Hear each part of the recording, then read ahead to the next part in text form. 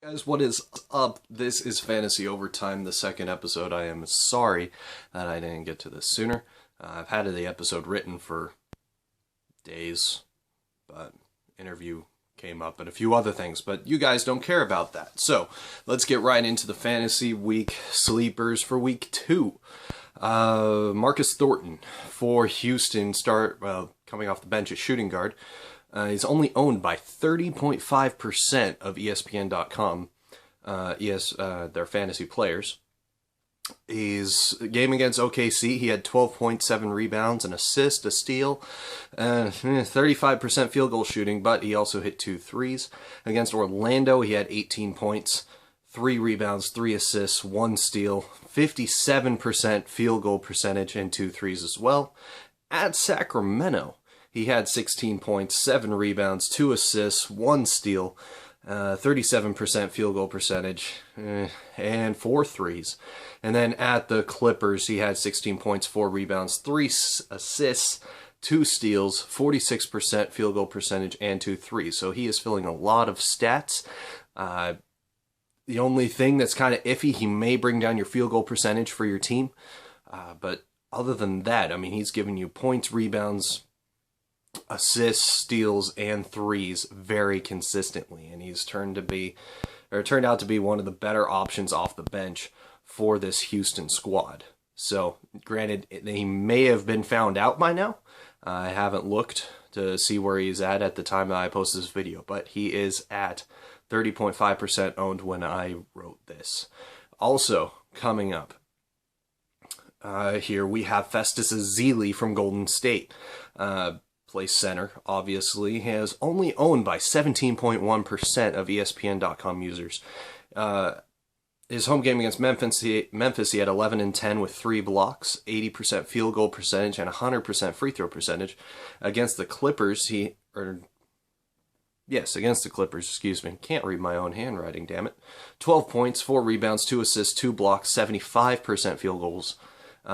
Missed his free throws. Against Denver, he had 16 points, 7 rebounds, 2 assists, 1 steal, 2 blocks, 100% field goal percentage, and hit a couple free throws, but he was 50% from the line.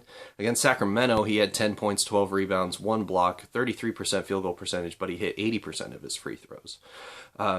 When Bogut is injured, and this may end up being just a normal thing, make sure you start this guy. He is turning into one of the better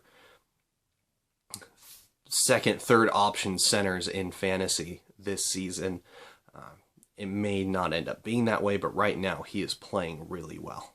So, another guy to keep an eye on, Dwight Powell from Dallas, the power forward coming off the bench. He is only owned by 14% of ESPN.com users. He had 3 games last week. He played against Toronto, had 10 points, 10 rebounds, 3 assists, 2 steals, shot an abysmal 28% field goal percentage, but he hit all his free throws. Against Charlotte, 14 points, 9 rebounds, 1 assist, 1 steal, 1 block, 50% field goal percentage, and 50% free throw percentage. Against New Orleans, he had 15 points, 7 rebounds, an assist, a block, 77% field goal percentage, and 100% from the free throw line. So, keep an eye on his minutes. This is a guy, if he's getting anywhere in the 15 to 20 minute range behind Dirk and Zaza, you want to play him because he is turning out to be an efficient scorer, and you have guys like Wes Matthews and Darren Williams who are actually looking to get him the ball.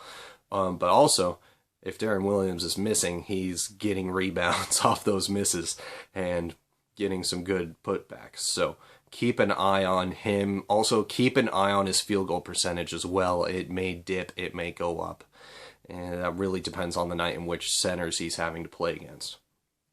So, for the guy you did not want to play last week, after being on my Oy Vey of the week, he is now the guy you don't want to be playing against. James Harden has turned it around. Last week, he averaged 38.5 points per game. He averaged 5.5 rebounds, 5.5 assists, 46% field goal percentage, and 84% free throw percentage. And that's with averaging 5 made threes a game on top of that, which is Steph Curry level in a lot of ways.